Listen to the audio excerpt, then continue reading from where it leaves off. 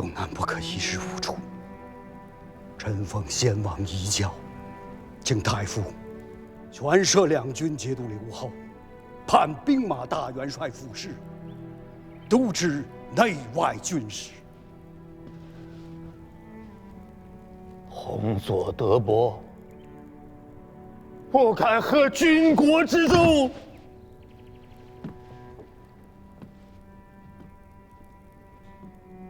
郎君此言差矣。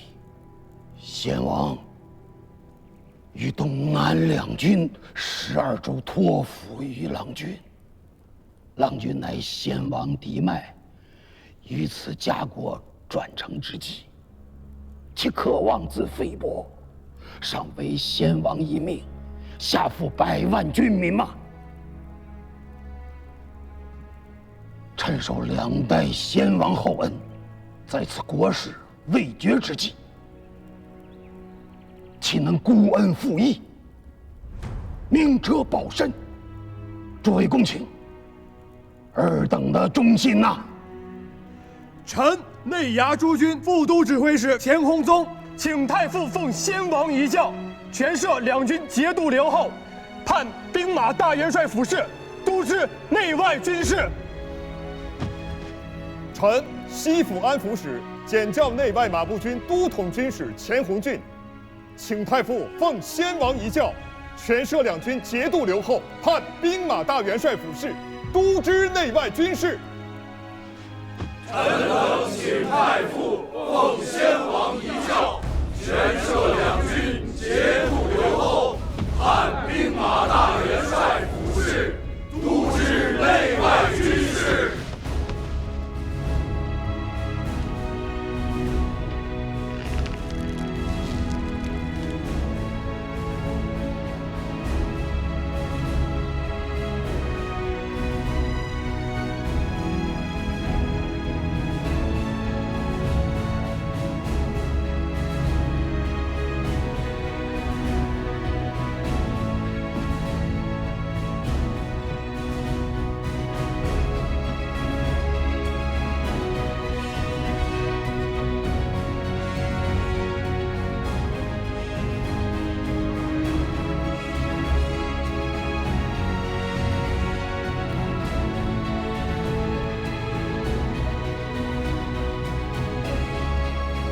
西安侯钱弘佑心存险诈，志有不群，因结内军，着即交械兵权，符印，罢衢州刺史，褫夺西安侯爵禄，下谕使台狱，布告天下，贤使闻之。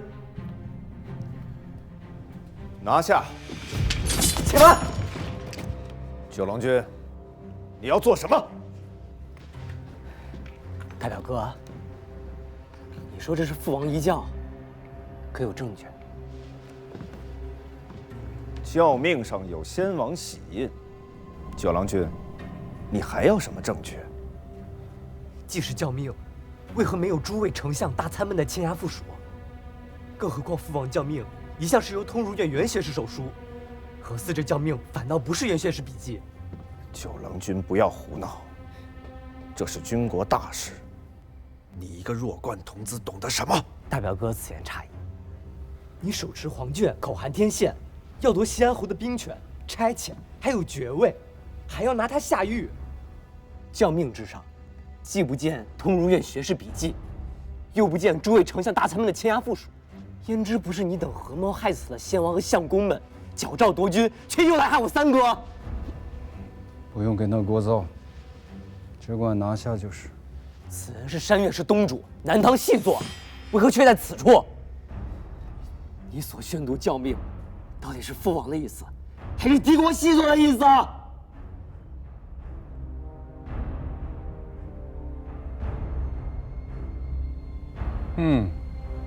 抗拒王命，罪在不赦，一并拿下便是。是。将九郎君与钱弘佑一并拿下！都不要走，都不要走！我乃吴越国王，天下兵马元帅第9子，前世嫡脉，内衙诸军都知兵马右使。九郎，汝等再上前一步，我便自强于此。害我性命者，多招打，程昭岳者也。尔等皆是帮凶，身负吉祥，已散左。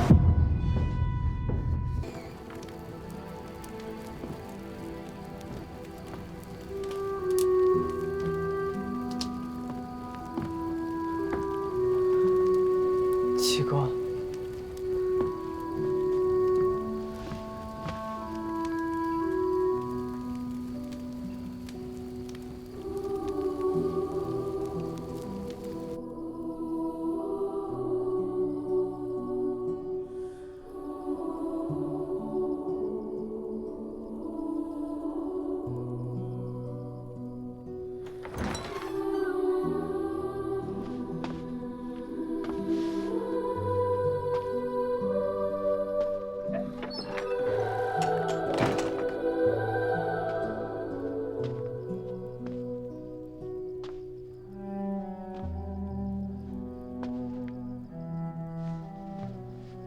到底错在何处？想明白了没有？六哥当了大王了，便没了兄弟了。谁若是这时候还念叨着兄弟二字，那便是弥天大罪，该千刀万剐的。昨日夜里，你在何处？六哥是今日当上的大王，昨日夜里须还不是大王。昨日夜里的事，原该父王来问才对。父王问了。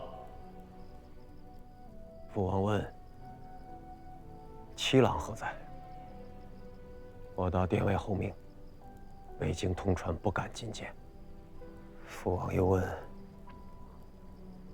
九郎呢？我答：许是睡着了。要传他前来吗？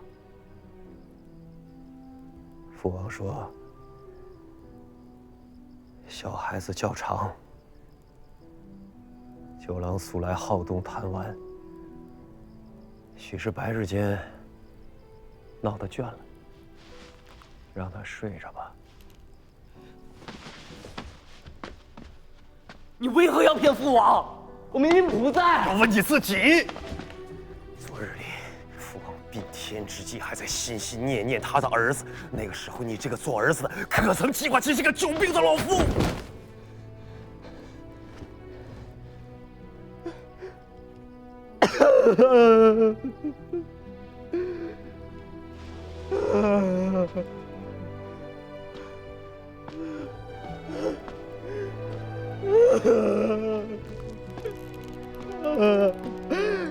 阿爹，阿爹。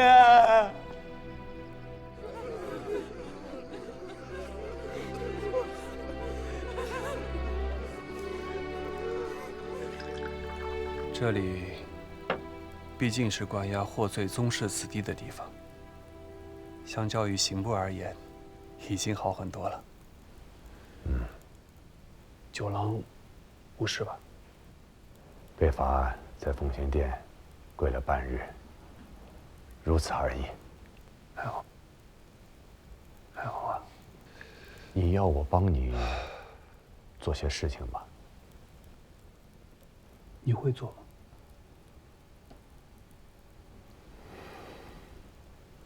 吗？大郎兄，连你也不肯救三哥吗？九郎，你的师叔虽说不算出色，可论及九章算筹，多少年的老账子也要甘拜下风。千数万数都算得明白，眼前的这些人情世故却为何如此的糊涂？你这心性，何时才能再长大些？我确实不懂什么人情世故，我只知三哥无罪。六哥心里十分明白，却偏偏要杀三哥。大郎兄心里更是明白，却还是亲自拿了三哥去向六哥表功。满朝文武公卿，人人都明白三哥其实无罪，只因兵权，遭了六哥的忌，这才身陷囹圄，却无一人敢出一言来救三哥性命。若是这便是人情世故，若是这便是长大了，我宁愿一辈子都不要长大，不要懂这些所谓的人情世故。郑郎君，使君不是不肯救西安侯，而是不能救。郎君自家也说了，西安侯的罪不在于他做了什么，而在于他手中握着弓箭都和乐骑都的兵权。若说这便是罪，前世宗子里罪过最大的不是西安侯。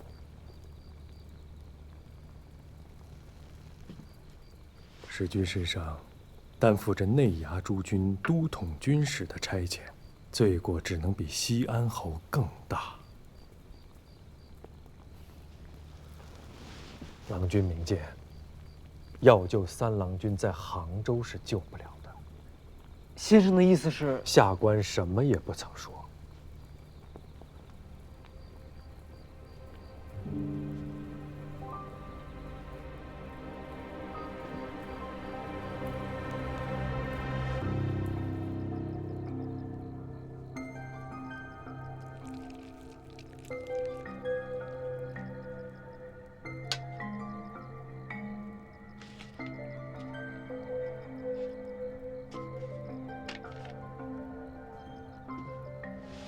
这一趟差事十分紧要，容不得半点差池。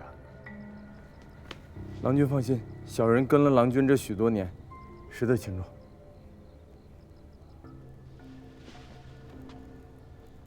此去汴梁，一来是奉表告哀，二来是体看风俗，三来是礼敬重臣，尤其是封令公出，须得当面拜会，待吾之意。臣谨遵君命。水秀公即为使臣，按常例，当加大元帅府判官。自当如此，自当如此。臣敬献留后。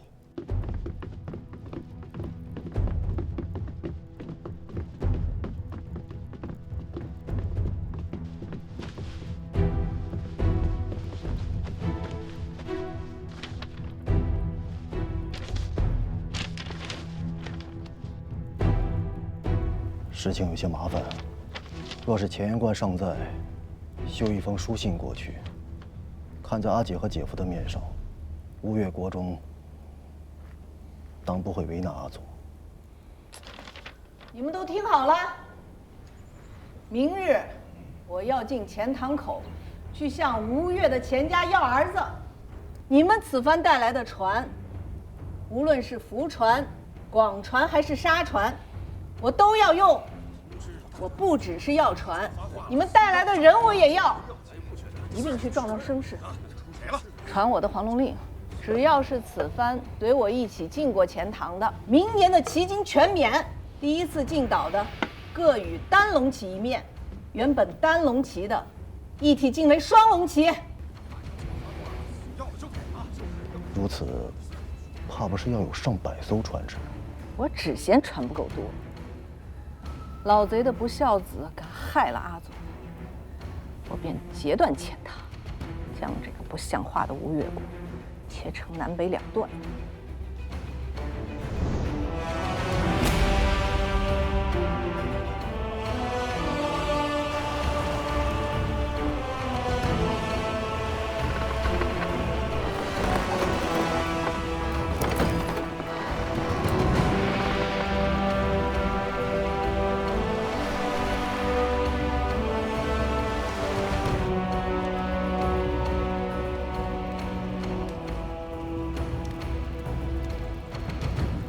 诸君，谁能告诉我，这到底是怎么回事？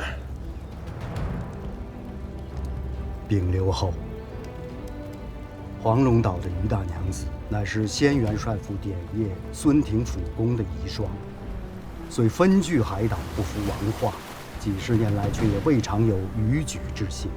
今日贸然率舰船进犯西府，怕是为代运和西安侯之事而来。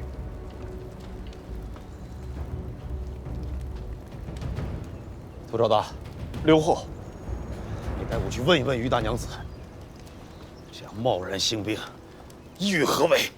此等海贼宵禁，不服王化久矣。问之无益。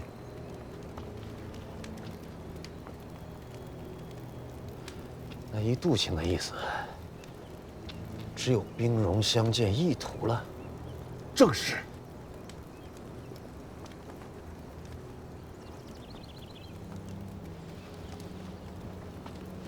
那就请杜卿即刻登船，与于大娘子相约一战。臣，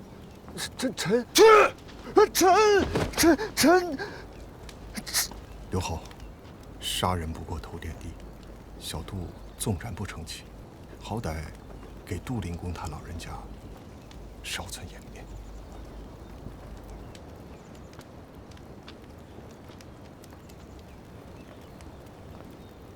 诸君，使我吴越绝路。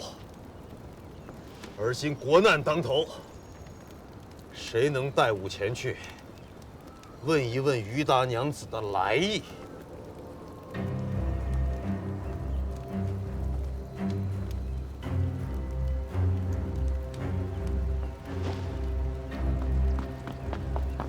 在下愿奉王命，带刘后登船面见于大娘子。你叫什么名字？回禀刘后，在下程昭岳，山岳社执事，蒙先王恩德，赏了一个乘凤郎的散阶。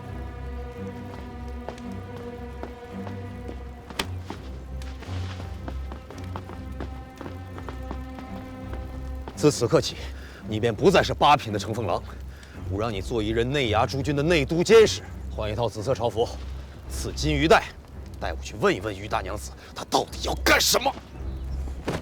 承蒙刘后信任，下官必当殚精竭虑，披荆斩棘，全力以赴，不辱使命。杜卿，刘后，借你一冒一用，啊？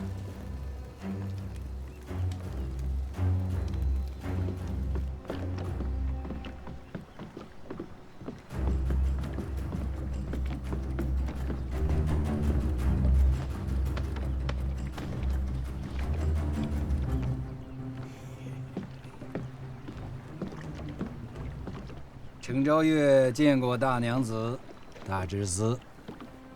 山岳社之名，吴越闻名。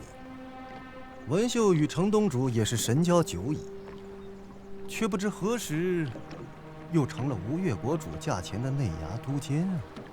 程某这个内衙都监，做了不足1刻光景。原来如此，看起来吴越国中公卿文武，俱是无胆之辈。大知司此言，深得我心。新国主有什么章程？程东主尽管明言。那还要看看大娘子跟大知司是何章程。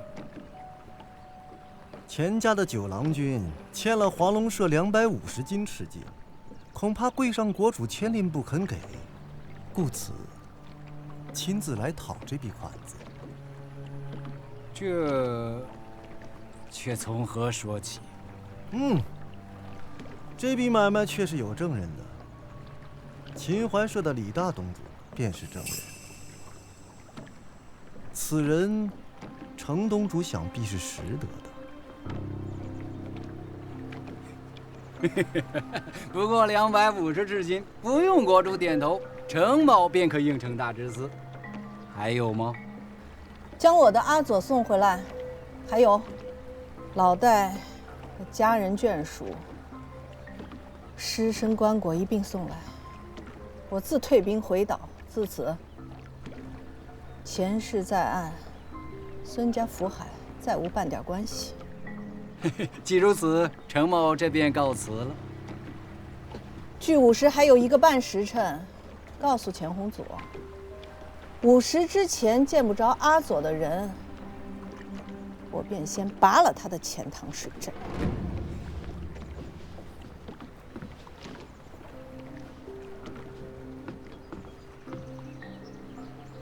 刘后，臣以为谋国事，不应行商贾之道。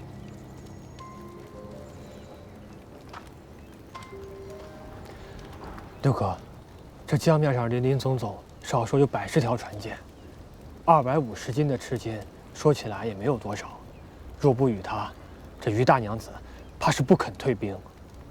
臣请刘后不打迭命，以悖逆之罪，废钱弘佑爵禄，夺其国姓，复其本名，贬为庶人。钱弘佑本名孙承佐，犯了刘后名讳，他的毛病出在了逾越本分上，便改名孙本，内彰其过。刘后可以遣庶人孙本登船面斥贼人，以大义责之，贼众必然羞愧无地，且寻自退。大郎兄以为呢？袁学士老成谋国，臣附议。便依袁学士所奏。